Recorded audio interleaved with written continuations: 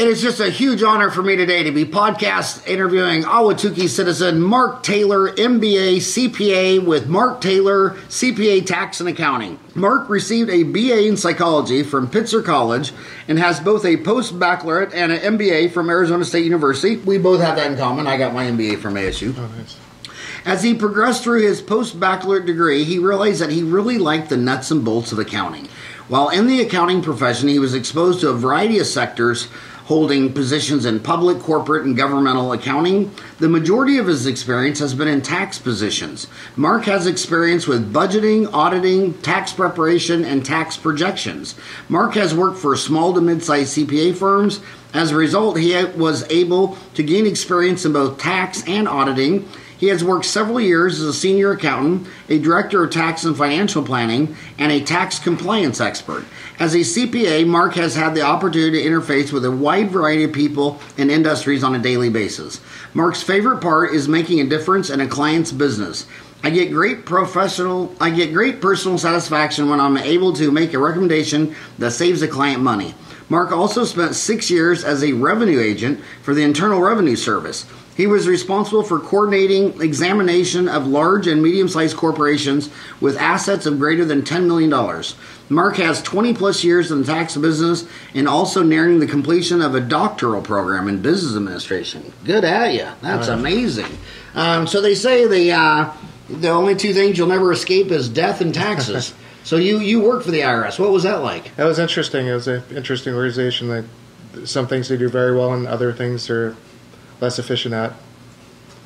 So I was dealing with large taxpayers, so taxpayers used to dealing with IRS on a regular basis. So I thought it was sad where a lot of people were getting scammed. That they were getting calls from the IRS that you had to give them this much money, and or you were going to get or you get arrested. But it's not usually how the IRS usually doesn't call you on your cell phone, does it? Usually the IRS will send you a notice in the mail informing that you're being audited or that they need additional information for your tax return. Yeah. I get calls from clients wondering that too. They get a call saying that there's an arrest warrant for them and they need to pay so much money, or the IRS is coming to arrest them. Yeah, and that's. I just tell them you're no good in jail. You can't pay any taxes that way. Yeah, you're right. Yeah. So, what percent of your clients is business versus personal? Most of it's business. Probably about a third is business, and another third is just individuals. You say 1/3 is business? Yeah. And 1/3 is individuals? And another 1/3 is just those individuals with the businesses. So a third business, a third individual, then a third individual and the business. Yeah. So what do you like the most? Do you like the business, the individual, or the 1/3 that's an individual who owns a business? I like working with all people, but the ones that I'm able to help the most are the ones with the businesses, and be able to set up the strategies that help save the money. Are many of those businesses in Ahwatukee?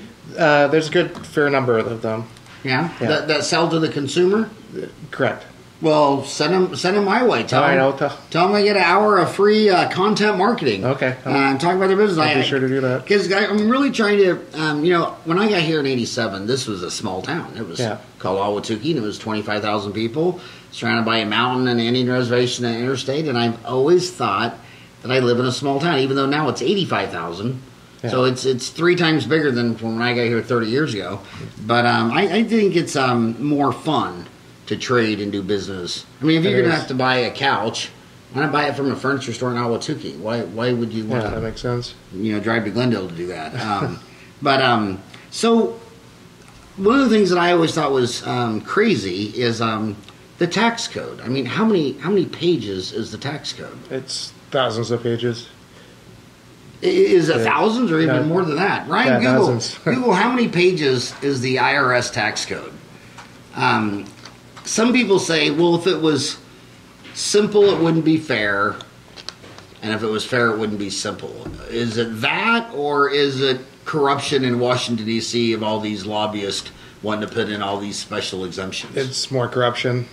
Yeah. than that. The first figure it pulled up was from 2013, and it was 74,000 Yeah, pages back then. thousands. So that gives you an idea. So 74,000 pages, and you agree? You worked in the IRS. You Yeah. agree that Washington D.C.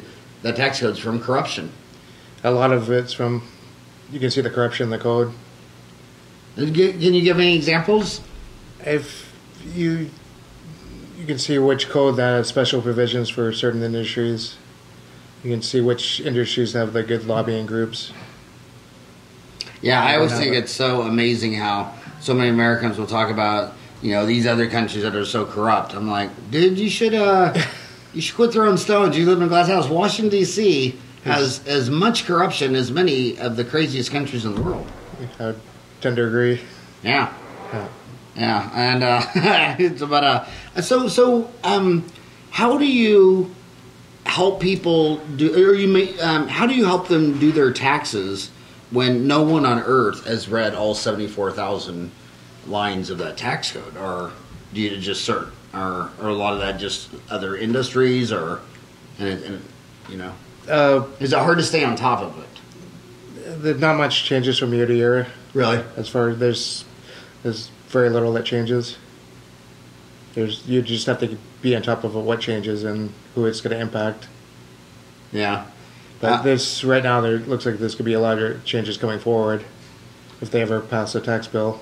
They haven't passed anything in the last year. The house has been divided for a long time. For a long time, yeah. I remember. Yeah, I mean, I used to worry about a budget passing when I was working for the IRS. Yeah, because they had the government shutdown there. So now it's a pretty safe bet that really nothing will change.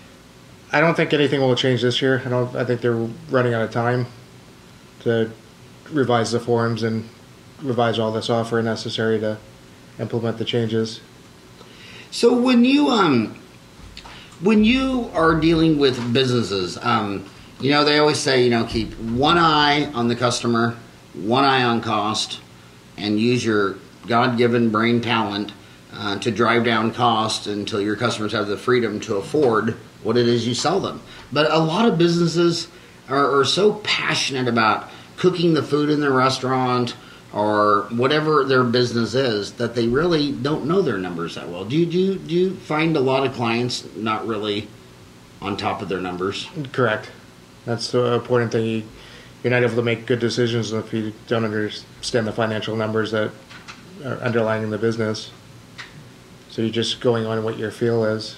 What percent of the business that you've worked with in your entire career did you think the CEO totally knew the numbers like staring at a dashboard, was totally on top of it? It's probably a small percent, probably 10%. Yeah. For the smaller businesses. As you get larger, of course, you're going to have better control over the financials. Yeah, and you take like a restaurant. The average new restaurant only lasts 2 years in America. Yeah.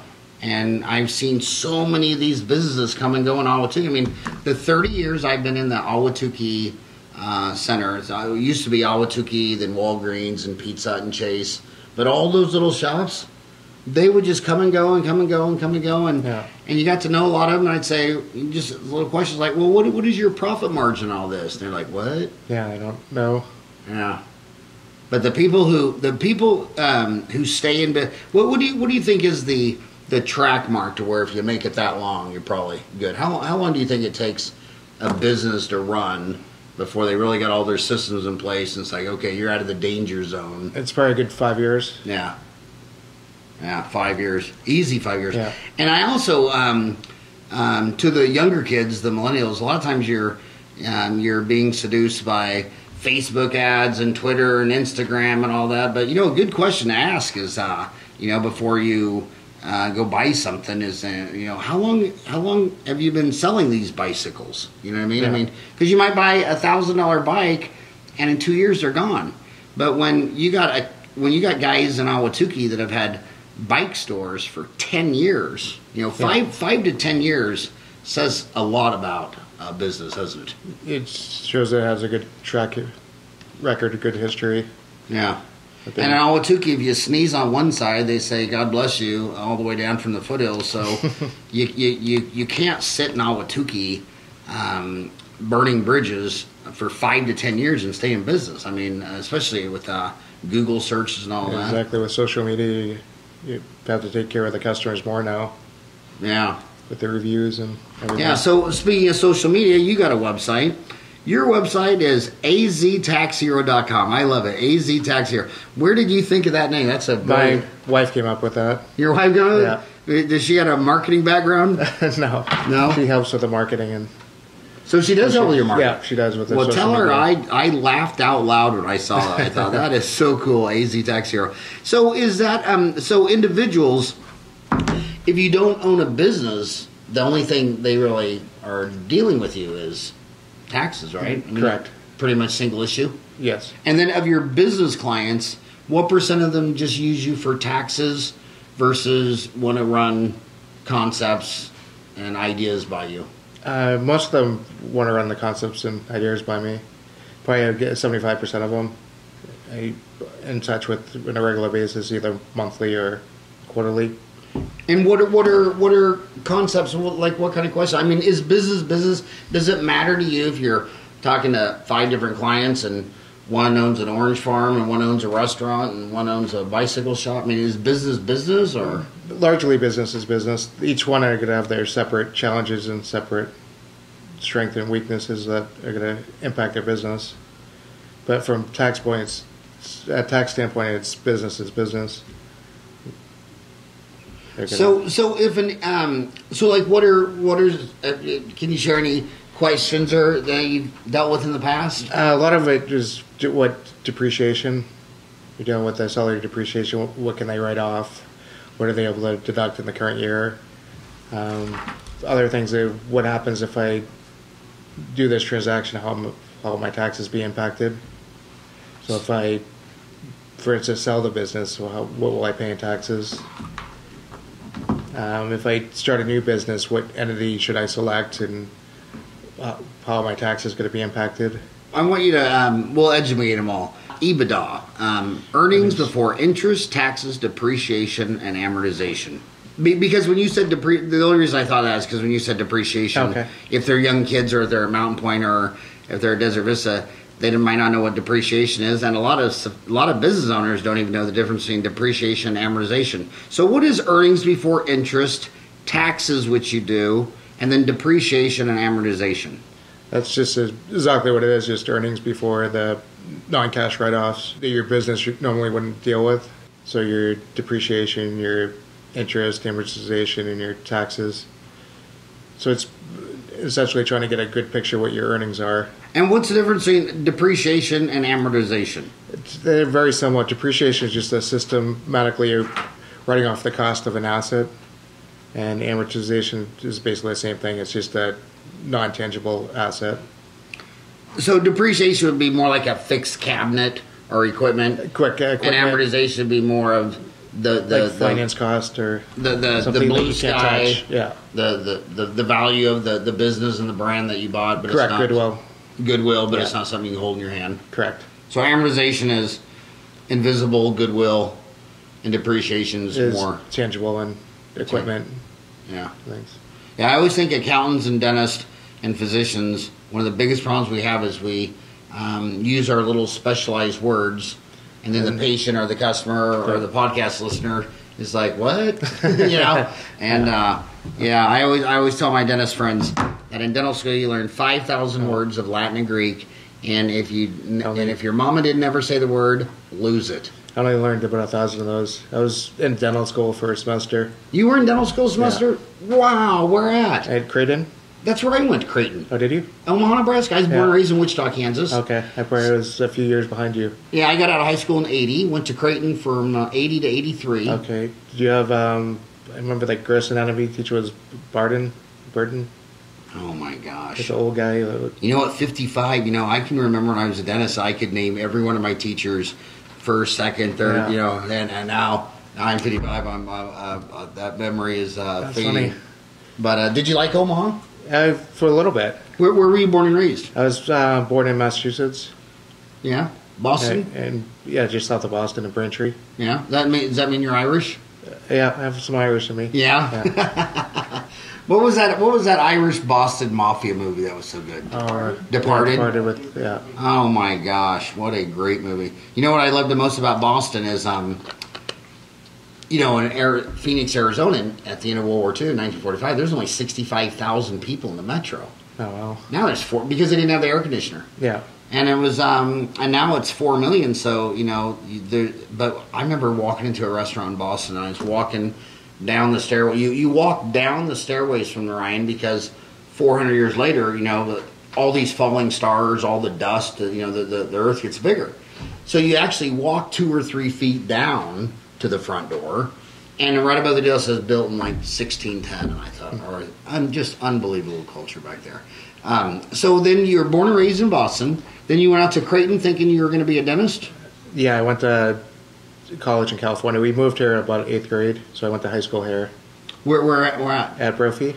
Oh, so you're Irish Catholic. Yeah. My oldest sister's a nun. All right. So then you went to Brophy. Yes.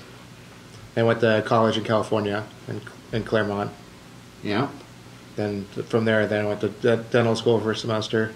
And then, so tell us about your dental school journey. I just remember every Monday we'd have the dental anatomy class where you carve the teeth out of plaster. I was just awful at it. No matter what my brain knew what to do, but my hands couldn't do it.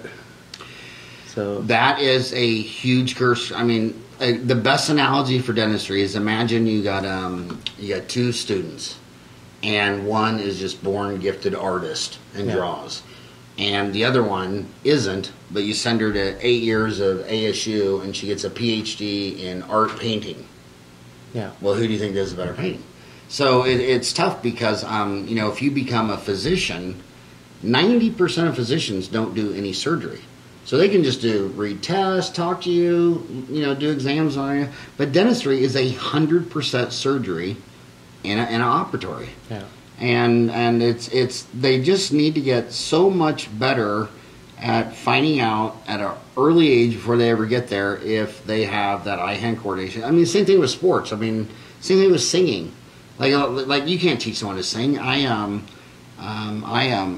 remember when I was little, I thought when I had my babies, I'd be rocking them in the chair and I would sing to them. And I mean, they wouldn't be a year old. And they put their hand out. They go, "Daddy, no." And I thought, okay. You know, singing's not subjective. I mean, these are 1-year-old monkeys that don't like the sound. So you're born with a voice, or you're born. So you found out you didn't have the eye-hand surgical correct component to it. Yeah, I like the science part, but didn't have enough dexterity in my hands to work in the small places. Yeah. So then what did you do? You left there and then went to accounting? Yeah, then went to accounting. I was at Creighton? At ASU. So you came back home? Yes. Yeah. Did it upset mom and dad that they paid for a semester of dental school? I paid for it. Oh, you paid for it? So I just finished paying for it. Yeah. So then you came to ASU? And I came to ASU and I was looking for just essentially get initials by my name. And accounting was the easy way to do it. Numbers came easy and the classes came easy to me. And then when you graduated your accounting, what year did you graduate your accounting degree? Let's see, 95. 95. So then what was your first job? Was that when you went first to the IRS? No, the first job was just in public accounting for a small firm, just as a tax associate. Yeah. And then what how did you end up going to the IRS? Did you work at the IRS in DC or? No, I worked in downtown Phoenix. So they have an office down here? Correct, in Indian School and Central. Yeah. So do they have a major office in every state, or was it more of a regional? They're more regional. They have bigger offices in where the larger companies and larger population bases are. So I bet that was pretty cool working for a major branch of the federal government for 6 years. I mean, I bet that's interesting in and of it all by itself. It was very interesting to see how the IRS works, and got to meet the current commissioner, which was interesting. Yeah. Well, did you ever work for a big accounting firm?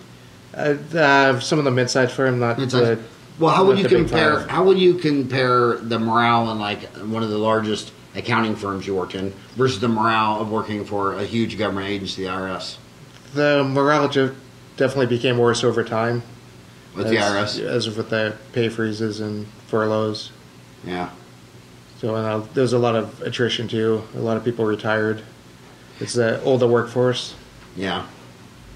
Now, when you work for the IRS, is there a government union for the employees in the IRS? There is a union for the IRS employees. Yeah.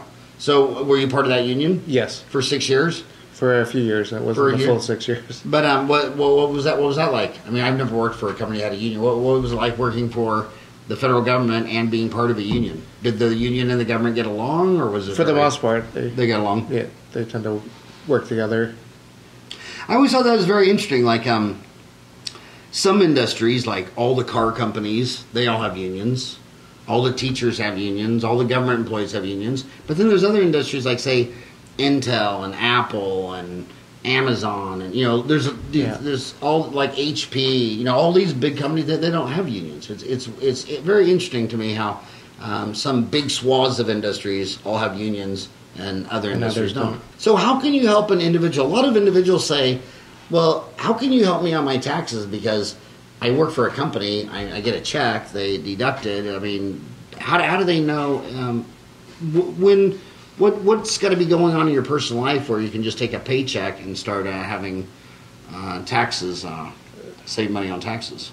Normally, you'd have to be able to itemize, so you would have to have a mortgage and be able to write off the mortgage interest, property taxes, donations. And if you're in that situation, you want to try to maximize your retirement contributions, so your 401k. There's a lot of different ones. What are all the different ones? 401k. The 401k, then there's defined benefit plans, defined contribution plans. And for the small business owner, they're closely held businesses, is a lot more. There's SEP plans, and there's solo 401k plans. So what would you say to some young 30-year-old kid listening to this, and she just got a job, and the job's offering a 401k? What would you tell her to think about that? She should contribute at least up until what the company matches, and ideally as much as she's able to afford. Just the time value of money, she's going to be well off by the time she retires if she keeps contributing to the 401k plan. I hope you show this to your young kids if you're watching this and you're older, because I've been out here for 30 years, and Ahwatukee, at least old Ahwatukee, 48th and Elliott, they call that old Ahwatukee, is a lot of retirement. Down there in the foothills, there's a lot of younger folks, but for 30 years I've been having snowbirds or people retire from the colder regions of Canada, North Dakota, Nebraska, Minnesota, Wisconsin, and they come down here, and you'll be talking to them, and I'll say, well, how do you like Ahwatukee? And they go, dang, I'm so lucky. I got a job at Caterpillar when I was 16 years old, and I just, like a dumb monkey, I just checked a box.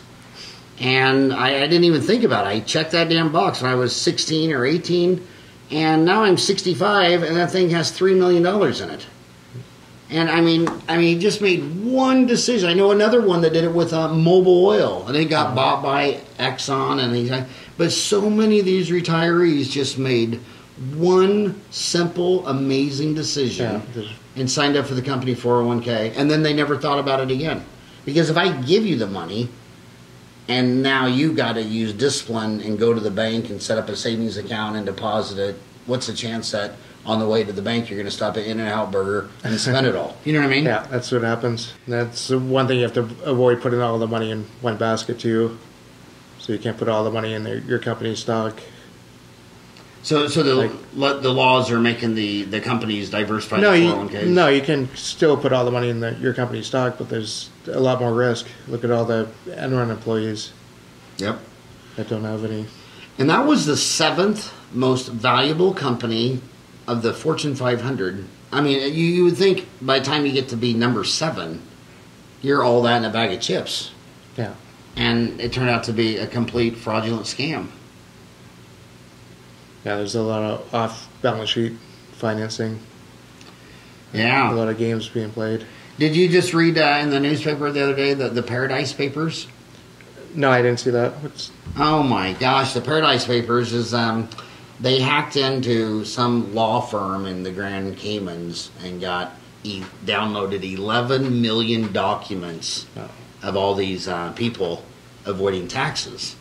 And there were some very big and famous names in those. And but I always thought, you move your money offshore so you wouldn't have to pay taxes. But yeah, do you trust the country offshore? I mean, if there's corruption in a country like America with very strong institutions and law, and all this, I think it'd be higher risk to have your money in an offshore deal in Nicaragua or the Bahamas. That, and there's large penalties from the IRS if you get caught.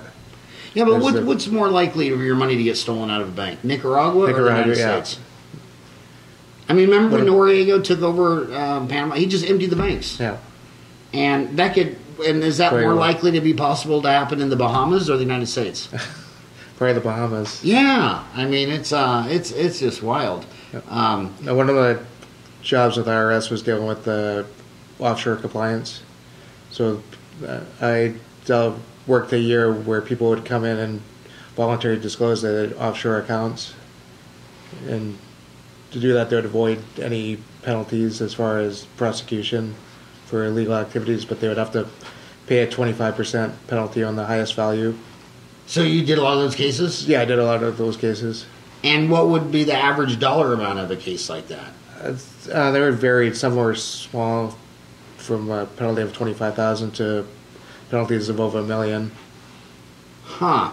And why do you think they moved their money offshore?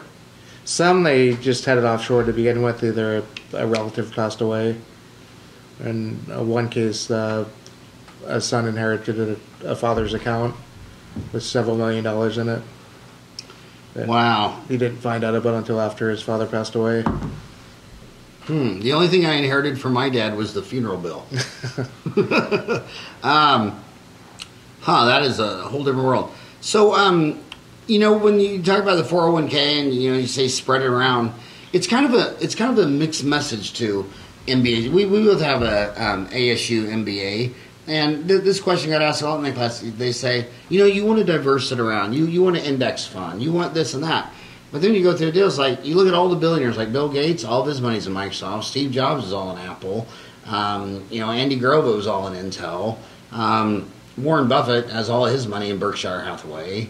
So it's kind of weird. It's like all the billionaires own one stock, and then all the middle class is told that we're supposed to spread it among the whole S&P 500. So how do you juxtapose those two extreme examples? How many others are there that own one stock and aren't billionaires?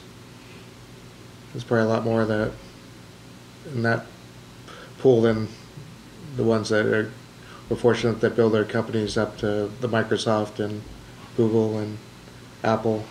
Yeah, Sargey Brin, Larry Page. I mean, and they own all Google stock. Yeah. Mark Zuckerberg's got all his money in Facebook. But I guess there was another element to it. If you were the owner of the company, you would know how your company's doing. You would know that it wasn't Enron. And you would know more than anybody if this still is long-term opportunities. Correct.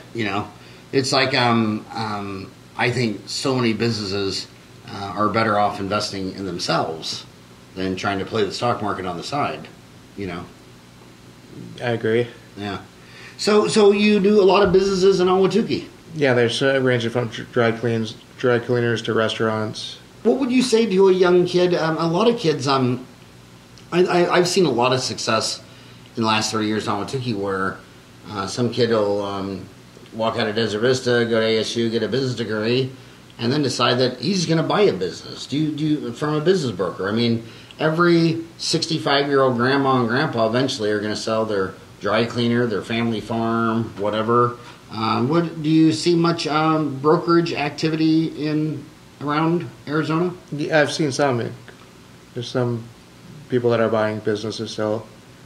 Buying and selling businesses? Correct. Have you seen that to be successful? It depends on the business. Yeah. And why the person's selling. Are they selling because the business was unsuccessful, or are they looking to retire? Yeah, just like a car. Why are you selling this car? Yeah. Because it's a lemon or retire. But Correct. I had a patient who was a very successful pilot. You know, pilots have a union. They make great money. And he just got burned out. He said, I'm just tired of sleeping in hotels and traveling all the time. And he went and bought a business out here. And it was such a, it was just, he said it already had customers. It already had employees. I'm a pilot. I didn't need to do anything. But basically what they do is people would bring in cans. And then they'd bring in what needed to be in the can, and his company was say you can make hairspray. Yeah. So you know they order the cans come from one guy, the labels come from another, and his core competency was to fill the cans. And he said, "God, it's a great business, and I make more money than if I was a pilot, and I don't have to. I can sleep in my own bed every night." That's unusual. Be able to buy a business that essentially runs itself.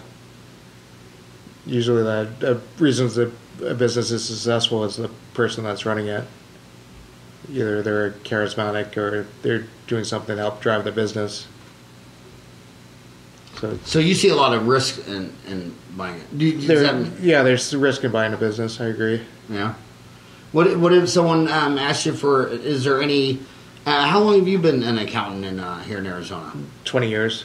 So that's staying power. I mean, that's what we talked about earlier. I mean, you've been doing it for 20 years. You've got to obviously know what the hell you're doing and have and treat a lot of people right to be in business 20 years later. Do you know anybody like that in business brokerages? I've not that 20 years relationship now. Yeah. Just a few years. Yeah. What if a young kid was in high school and said, "I want to own a business one day"? Do you think some businesses are more lucrative than other businesses? I mean, definitely. Yeah. We'll talk about that. I mean, I think the internet has created a lower barrier of entry to many businesses. And how so that? I could just use my example as just starting an accounting firm. I essentially started my own without buying a firm. And you're able to market to people directly through social media. And when social media, which social medias have you been using? Mostly Facebook, just the Facebook ads. Mostly Facebook. Yeah. Yeah. And so your wife came out with a genius name, aztaxhero.com. Tell her she gets kudos for that. And so back in the day, you might have so the last generation might have had to buy some retiring CPA's business for the clientele. Correct. But you're saying that you didn't have to, and that would have been what we talked about, the amortization of buying the goodwill, because he had all these clients, and then he turned 65, and you buy that. But now you're saying that with the visibility and transparency of the internet, that you just opened up your own office, and through social media, Facebook advertising, you built a clientele fast. Correct. Yeah. So any Facebook marketing tricks, or I'm not too savvy. I leave that to your wife. Exactly. So do you guys? So you and your wife live out here? Yes. Any kids? We have 2 small sons and 2 stepsons. Yeah. And are they in any schools out here? They're both at Millennial. I have a 7-year-old and a 3.5-year-old. Grammar school or elementary? Elementary school. 48th and Pecos. Wow, that's a long way. So they're building the new 202 down there. Yeah, just right by there. So a lot of construction going on. No. It's just beyond there. Yeah. So it's not too bad. I heard that 202 is still in court. Is it? Yeah. Oh my God. It's taken a long time. Well, it's funny because I lost complete interest in it because when I got here 30 years ago, they're still talking about it. They were designing it. Yeah. And then back when Four Seasons at 48th and at Elliott and I-10 used to be the Grace Inn, they'd have meetings there. And so at first you're young, you know, I was a 25-year-old dentist and you want to be involved in your community and you go listen to these deals. But then year after year after year, finally you said, you know, the heck with it. And here he is, 30 years later, I have grandchildren, and there's still no 202. It's like, yeah. That was the same with the 51. Yeah. The Squaw Peak that was for years ended at Northern. Yeah. Before it was extended. So you didn't go to high school now, so you went to Brophy. Yes. Now that was an all boys school. Correct. And what was the all girls school called? Xavier. Yeah, Xavier. Are they still both? They're still both segregated, whatever. Segregated or not co-ed. Yeah. So what's the opposite of co-ed?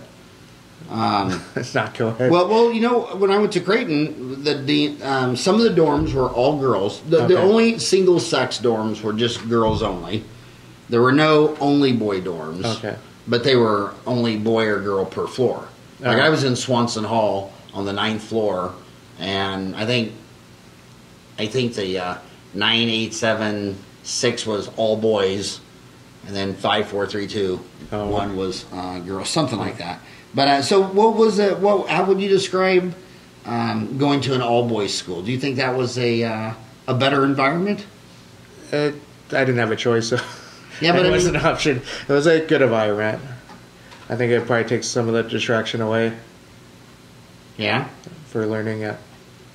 Well, you know, when you travel the world, a lot of countries separate boys and girls, and when you go to a lot of private schools around the world, you know, I think the best education. I mean, I loved going to ASU. I learned so much at ASU and Creighton and all that stuff. But looking back on my life, I think I learned a lot just from taking my boys to 50. How many countries do you think we've been to? Gosh, myself probably maybe like 30.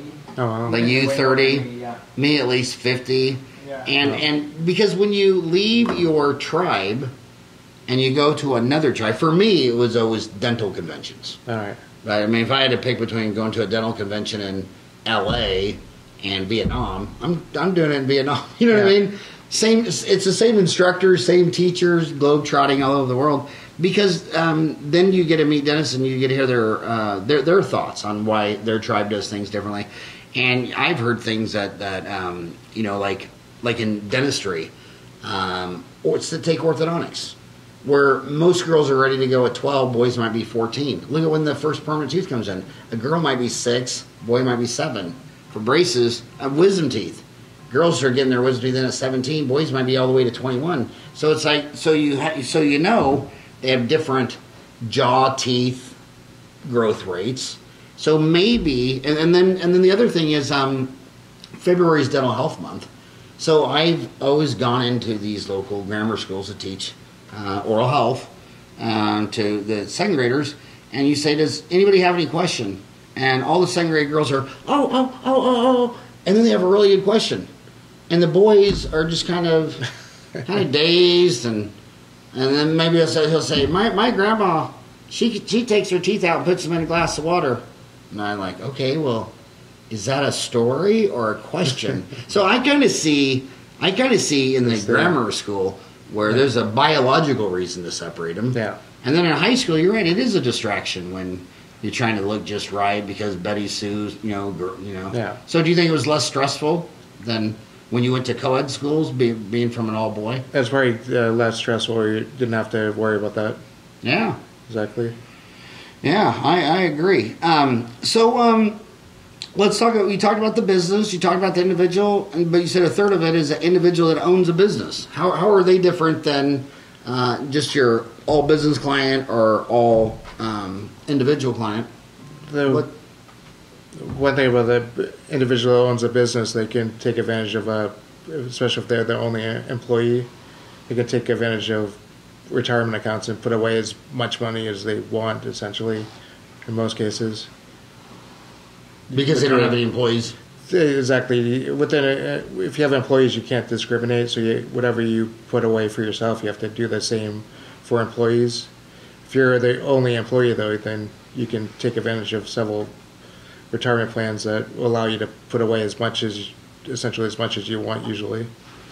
Do you see a growing trend of people having a business in their home? They're the only employee. They have a home business. Yeah, I see a lot of people with side businesses. Oh, side, not the primary. Correct. Yeah. And what industries are they typically in? Just all industries. Just all over the board. Yeah, all over the board. Yeah.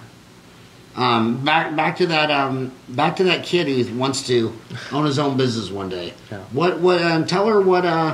Tell her what industries you think are better choices, more lucrative, more profitable, less competitive than say others, which are. What is the highest failure rates versus the lowest? What would you advise? I mean, it just depends on the industry. I mean, restaurants, as you mentioned before, are very difficult. I think you mentioned like 2 year, most restaurants close in 2 years. And what I would just recommend is just learning as much as you can about the industry that you want to pursue. And even talking to business owners about the industry and get their opinion on what it takes to be a success. Do you agree with this statement? You know, when you watch Shark Tank, or you listen to Warren Buffett talk, he's always talking about, on Shark Tank, you have your business idea. And Mr. Wonderful, the bald guy from Canada, he's my favorite because he's so bald. And he always says, well, do you have any patent, any intellectual property? I mean, anybody, why should I invest $100,000 in your company? Why don't I just go start it myself? What do you think make things less competitive, like intellectual property? What barriers to entry to make it less competitive? Like, I always thought one thing I noticed is if the government forces you to have a license to do it. Like, if you have to have a license to be an engineer, those guys are going to make, it seems like everybody has to have a government license, has a lot less competition, and makes more money. Do you agree with that or disagree? I would tend to agree with that. It's just a barrier to enter the field. Yeah, because if you need barriers to entry to reduce competition, so that's either going to be, well, you can't be a lawyer unless you have a law degree. Correct. Well, how many people in Arizona have a law degree? So that's why your average lawyer makes more money than your average Arizonan. I agree. And so if it's not going to be a diploma barrier to entry, then you're going to need to have a patent or something that helps protect your business. Yeah. Yeah. Do many of your businesses, like what percent of your businesses have a degree associated with it to lower competition? There's probably more than half of them. More than half. Yeah. So there you have it. Half the businesses that he's working in Ahwatukee had a degree. So, and that's really important because I feel so sorry for some of these kids who don't figure out till they're like 25. Like, it's one thing to walk out of ASU with a bunch of student loan debt if you have a degree that you have to have for a license. You know what I mean? Correct. But if you come out of school with a degree in communications or art history or sociology, what? Or psychology, that's what I came out with. Then you have to start wondering what's the return on investment of that degree. I mean, how much student loan debt is it worth to just get a plaque on your wall? I mean, that's the big problem, especially with the for-profit schools. Yeah, so if you're going to pay a lot of money for a diploma, why don't you get a diploma that you have to get a license to do a job, because then that job is far less competitive. So you said half of your business had an academic diploma behind it to as part of their success. What percent have a special patent or intellectual property? Very few. Very few. Yeah. So that is, I've heard the statistic that only 1% of patents will ever generate enough profit to pay off the patent attorney for the patent. I can believe that. Yeah.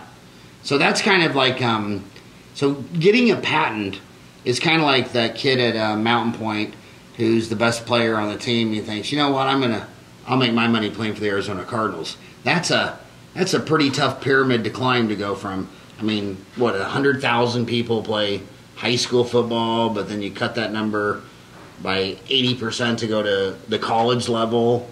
And then what is the NFL draft area? Like 400 guys or something? Probably around that, yeah. Yeah, so rounds. So thinking while you're daydreaming in class at Mountain Point Desert Vista that you're going to think of a great idea and get a patent, or that your sports hero at DV is going to translate to the NFL or the NBA, those are rare dreams. But the dream of graduating from ASU and can be a civil engineer and work for the Arizona Department of Transportation, that's very, or Intel or something, that's very doable. Correct. It's a lot more safer. A lot safer. Yeah. Yeah. Make your parents happier too. Yeah. It is. Life's a journey, but some roads are much easier than other roads. in business. So what else are you doing for your clients? I know on the small business. Do you feel as an MBA and a CPA that your average small business in Ahwatukee that QuickBooks Online is good enough? Like in my dental office, I'm old school. I'm on Peachtree. Have you ever heard of Peachtree? Yeah. And then Microsoft has, they bought Great Plains back in the day, so they have Microsoft GP. But where do you draw the line in business between Quicken's good enough or we're beyond Quicken and we need to do something like Peachtree or Microsoft? QuickBooks GP? is probably the most popular. QuickBooks? Correct. But how big of a company can you run on QuickBooks? I mean, QuickBooks has different versions, so they have an enterprise version that will let you run a fairly large company on it. and what would your definition of fairly large? Probably with 10 million in assets. 10 million? Yeah. And then the largest one is Germany's SAP, right? Correct. That seems That's like... a lot more comprehensive than QuickBooks. Yeah. And And deal with inventory and it ordering. seems like if they're Fortune 500, they got two things in common. They're incorporated out of Delaware, and they run on SAP. Yeah. Yeah. So what do you think about Microsoft's GP? I haven't had that much experience with Not that. very popular, is it? Yeah. Yeah. So Quicken or QuickBooks Pro or QuickBooks Enterprise could take you all the way to $10 million company. Probably at least, and even larger. So is that so? What percent of your businesses and individuals are on QuickBooks? Probably a good 80-90% of the businesses. 80 to 90. Correct. And what would the other 10% be? Other 10% use like Xero, Yeah, I've heard of Xero. and there's Wave Accounting. Xero and Wave. Wave is very similar to QuickBooks, but it's free. So they just give it away for free to build their brand and then hope that you'll... They have other Have things upgrade. that they'll upgrades that they'll sell you, Yeah. like payroll and. Do you have any clients on Peachtree? No, not right now. In the prior I have. Oh my Peachtree's God. not bad. I must be a dinosaur. Yeah, he doesn't have one client on No, not yet. Peachtree. So I hung on to Peachtree all the way to the end. Oh my God.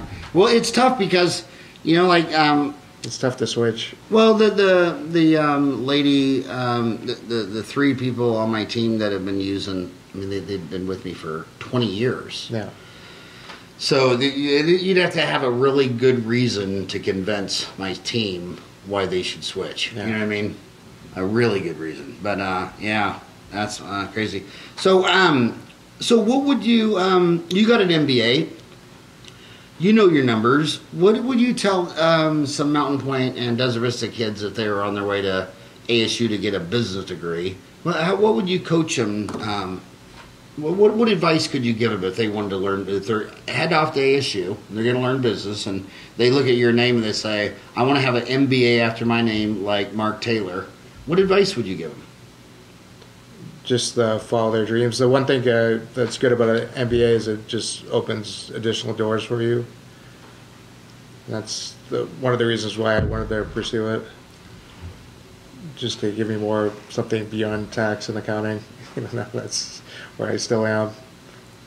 And I read that 60% of the jobs posted on these job boards require, like on LinkedIn or something, require to have a diploma. But you're saying that it's one thing to have just a degree from ASU, but having the MBA after your names Will help set you apart from other candidates.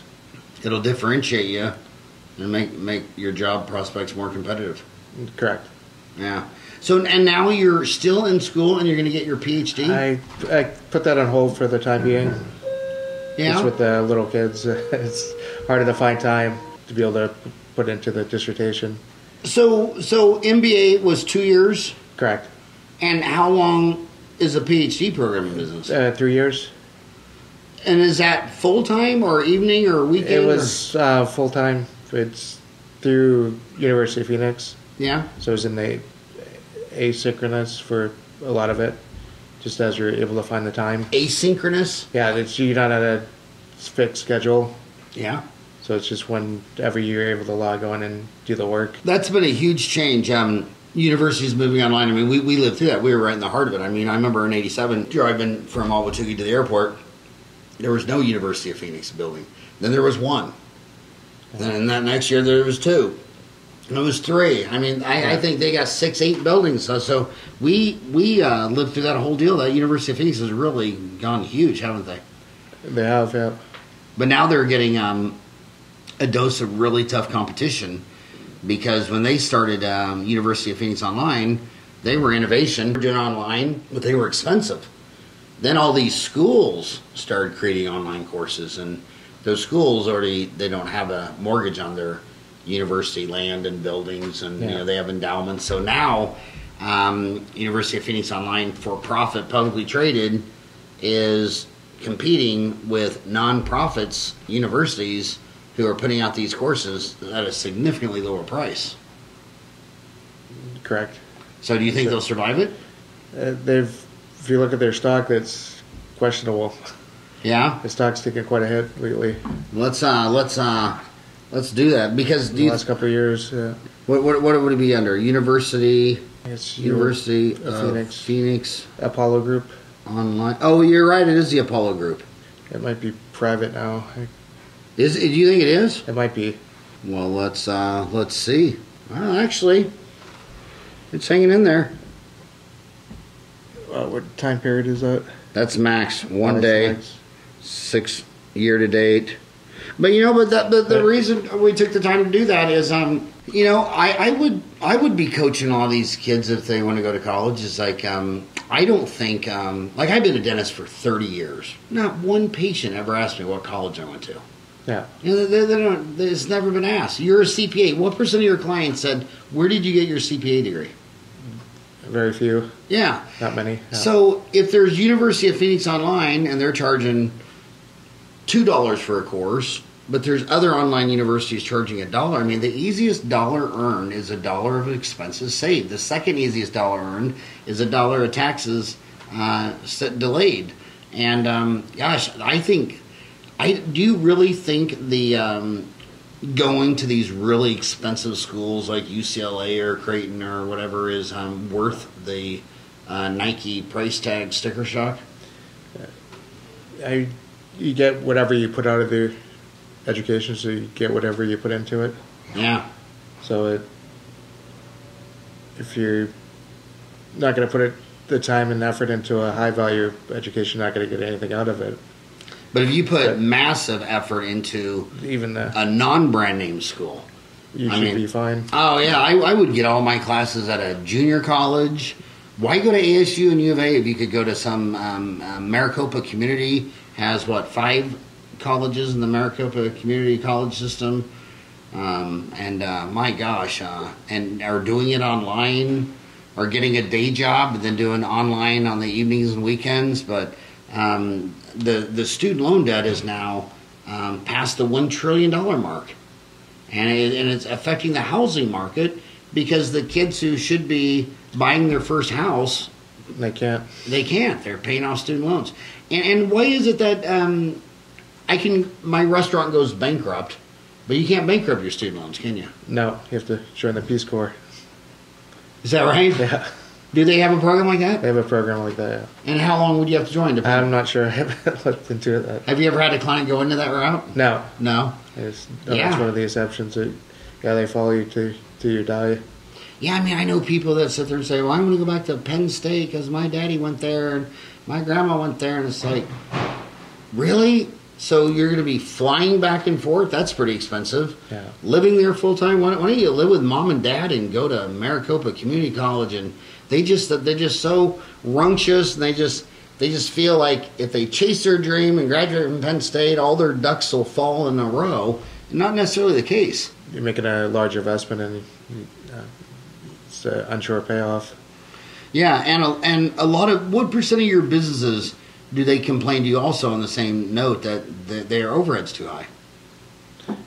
There's some that do that. Probably a small percentage. Small percent? Yeah. When a business typically has too much overhead, what is it usually from? It can be from a number of things. It could be too many employees. Labor, yeah. And or it could be that the rent's too high. Yeah. They could either downsize. Yeah. Any industry sectors? We talked about restaurants where 80% of them got a business in 2 years. What about dry cleaners? What about any other sectors that you think are good, solid sectors? Usually in Arizona, construction. So that's specialty contractors. So you electricians, drywall, roofers. So as long as like construction's doing well, they're going to do well. Yeah. And what business? What's your definition of a business that is cyclical? Something that goes up and down through cycles. But do you have any examples of those? Construction would definitely be one of those. Yeah. When it's booming, it's booming. When it's booming, you can't get anyone to come out to your house and fix a drywall repair for 3 weeks. And then when it crashes, you get 3 bids today. Yeah. But is it business pretty good now for construction? Right now, it's good. Good? Yeah. Yeah. And do you think it'll be good for? Do you see any? As long as interest rates are low, I think it's still going to be. Well, even that is kind of judgmental because when I moved here in '87, you know what the interest rate was on my first house? Was it 20? 14%. That's close. And now you hear these people all whining that it's 4. I'm going to wait to see if it goes down. It's like, dude, it's 4%. My first house in Mountain Park Ranch was 14%. That was probably a good rate. Oh my God! I mean, yeah, when we were in Creighton, when I was in Creighton, it got all the way to 21. Yeah. Remember that? I remember that. Do you remember that well? Yeah. I mean, my gosh, it was insane. 80s, yeah. It was insane, and the chairman of the Federal Reserve was Paul Volcker. That's right. And he had to be escorted with armed guards 24 hours. He had so many death threats on his life. They're trying to beat inflation. Oh yeah, and he did. He kicked it right in the butt and fixed it. But my God, that was a lot of turmoil. Yeah. There was a lot of people where I was from in Kansas that lost the family farm over it. I can imagine. And that farm had been in the family for multiple generations, but no one ever had to survive a 21% interest rate. Well, his website is Arizona Tax Hero, but it's just AZ Tax Hero. Tell your lovely wife that was the best marketing name I've seen in Ahwatukee. I'll give her first place in best name in Ahwatukee. And congratulations on all that you've done for the community, and good luck raising all those babies. Thank you. All right, thank you.